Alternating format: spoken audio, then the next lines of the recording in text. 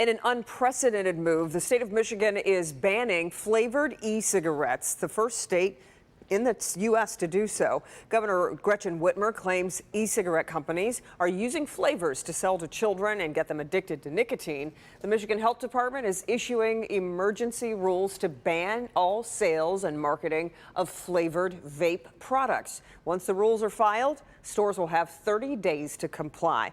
There's been lots of criticism from adults who use flavored vapes as well, but Governor Whitmer says this is a crisis that has to end. This is too important. I've got teenagers at home. I was talking with them last night about, the prevalence of vaping in their schools, and it's everywhere, and people don't understand how dangerous this is. So the ban on flavored vaping products primarily aimed at protecting younger people, children included.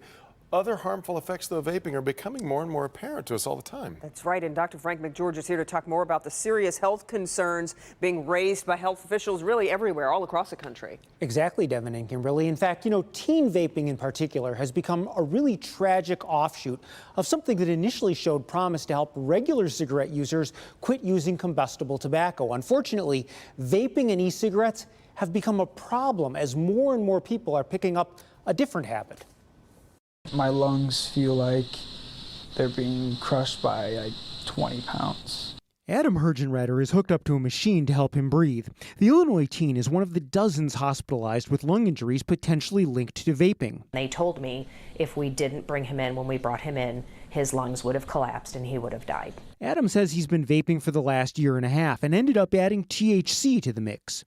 When I first started juuling, I didn't know what nicotine was, so I just thought it was just a vape juice, or I don't even know what vape juice is. He's not alone. Surveys find many teens incorrectly assume that vaping is harmless. It's not. As more people use these products without guidance or regulation, serious problems are becoming apparent. Currently, there are over 200 cases and 1 death related to vaping-associated lung injury across the country. 6 are being investigated in Michigan. The risks of vaping have not been completely researched. There are many different chemicals produced. Plus, vaping substances like nicotine have their own risks, especially as teen brains seem more vulnerable to the addictive properties.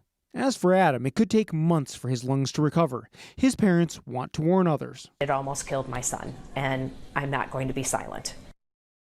Now, I really want to be clear on this. Compared to the known cancer-causing effects of smoking tobacco, e-cigarettes were a better alternative to help people quit regular cigarettes. But that should not imply that e-cigarettes are safe. And unfortunately, now they are becoming their own problem. Back to you.